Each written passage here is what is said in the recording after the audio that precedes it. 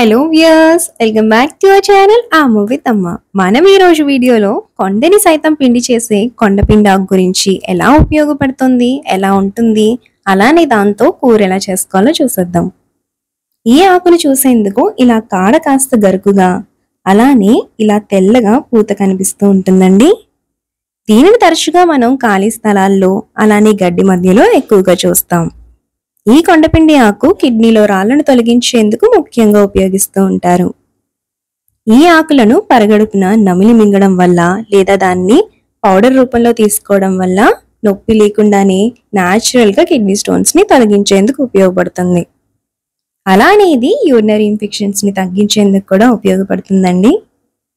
మరి దీన్ని ఏ రూపంలో తీసుకుంటే ఇంకా బాగా కిడ్నీ స్టోన్స్ అనేవి కరగడానికి ఉపయోగపడుతుంది అనేది వీడియో లాస్ట్ లో చెప్తానండి. అంతకంటే ముందుగా ఈ ఆకును పచ్చిగా తినడం ఇష్టం లేని వారు ఈ విధంగా పప్పు వేసి వండుకోవడం ఎలాగనేది ఇప్పుడు చూసేద్దాం.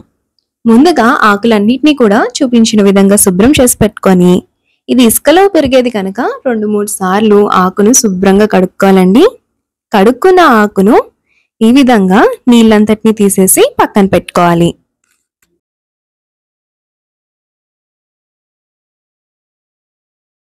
ఇప్పుడు ఒక గిన్నెలోకి కొద్దిగా కందిపప్పును తీసుకుని శుభ్రంగా కడిగి నానబెట్టుకోవాలి.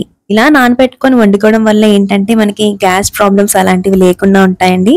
ఈ కూరగానే కాదు, ఎప్పుడు కూడా పప్పు వండుకునేప్పుడు కాసేపు ఇలా నానబెట్టుకొని వండుకున్నారనుకోండి, ఉబ్బరం అనేది లేకుండా ఉంటుందన్నమాట.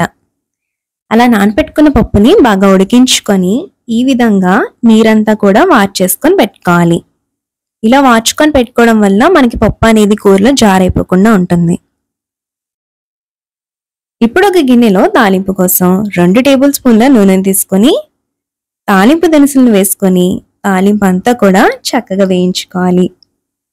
ఇప్పుడు కడిగి పెట్టుకున్న ఆకును వేసి పచ్చివాసన పోయేలాగా కాస్త మగ్గించుకోవాలి.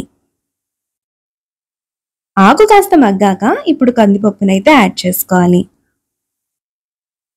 మొత్తం అంతా ఒకసారి కలుపుకొని, ఈ కూరలో కాస్త సాల్ట్ తక్కువగానే పడుతుందండి. నేనైతే ఇక్కడ 1/2 స్పూన్ ఉప్పును వేసాను.